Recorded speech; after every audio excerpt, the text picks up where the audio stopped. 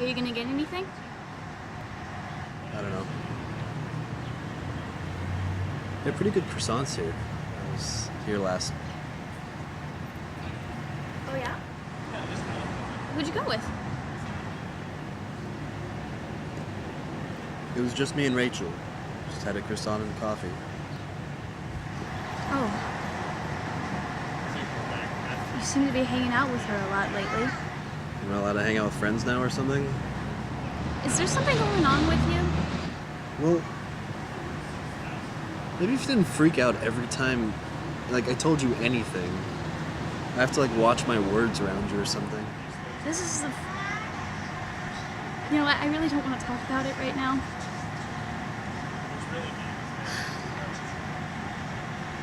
Look, I have to go to the bookstore. Will you come with me? Please? Yeah.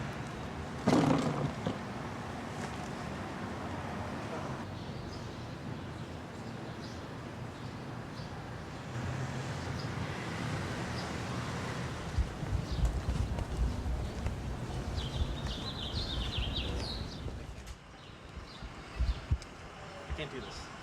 No, come on. No.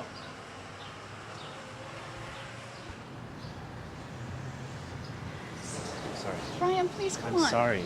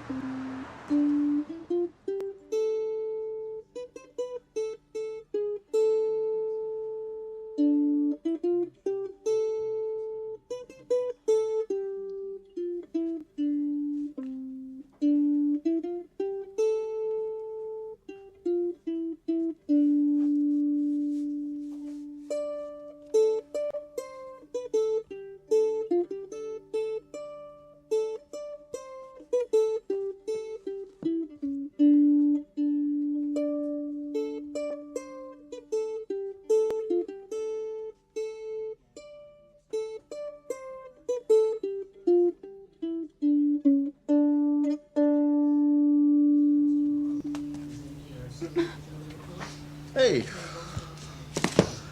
You okay? Yeah, I can be better. Everybody can be a little bit better. Is this all gonna be for you?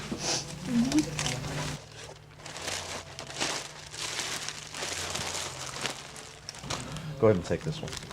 You sure? It's a good book. You'll enjoy it. If you don't enjoy it, you can bring it back. Thanks.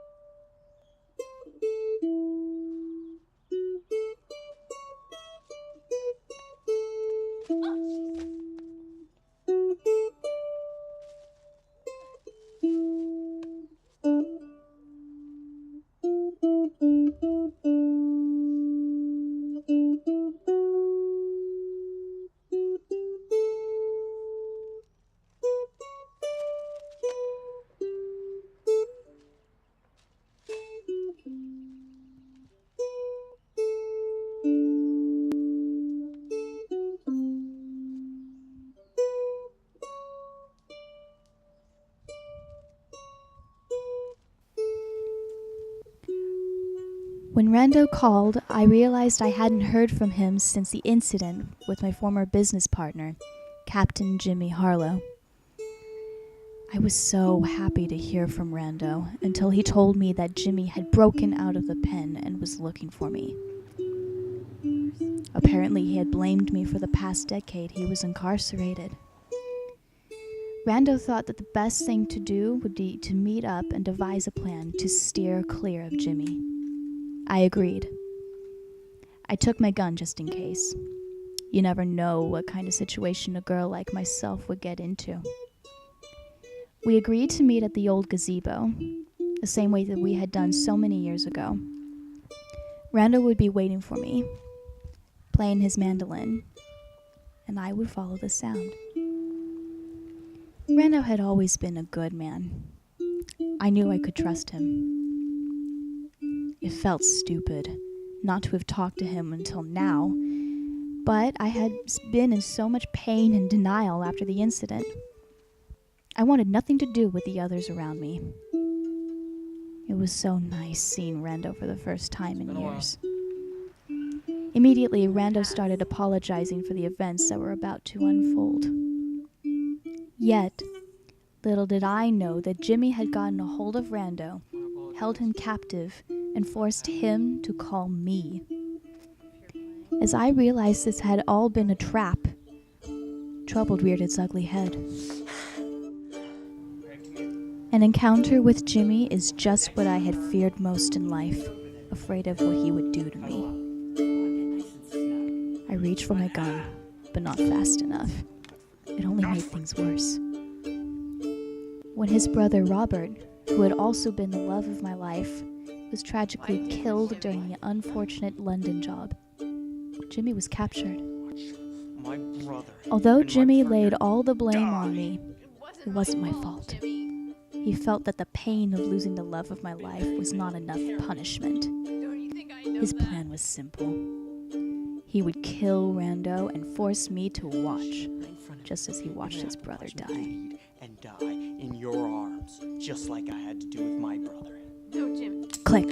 Bang. Jimmy's gun misfired and Rando acted quickly on his feet, hitting Jimmy in the head with his mandolin. I have never seen such a blow from a mandolin before, and I had seen a few in my time.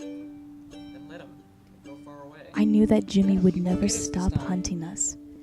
Every pulse in my body wanted to kill him. But lucky for Jimmy, Rando somehow convinced me not to kill him. Killing him would not solve anything. Let's go. In fact, Let's go. I would have taken a step towards becoming like Jimmy if I would have pulled the trigger myself. I took one final look at him. Jimmy, you lucky son of a bitch.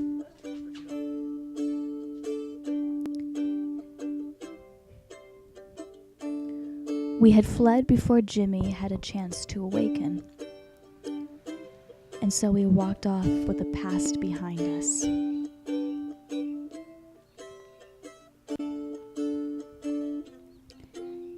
We eventually found out that after Jimmy had fallen, he had hit his head on the ground and lost any memory that he had had with Rando and I.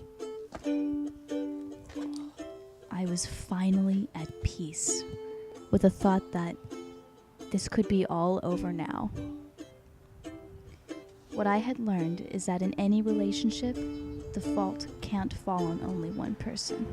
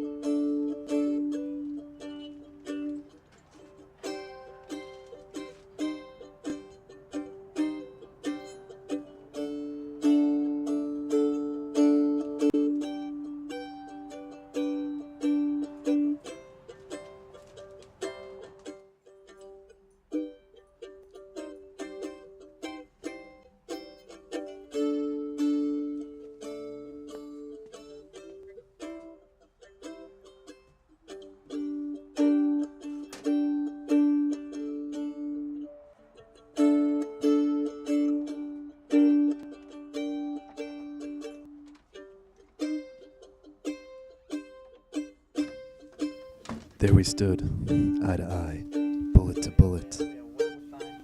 Our fates were sealed. I knew she had the upper hand, but this was one devil's gambit I wasn't planning on walking away from. I could see the hate in her eyes. She knew I had her money. I knew I had her attention.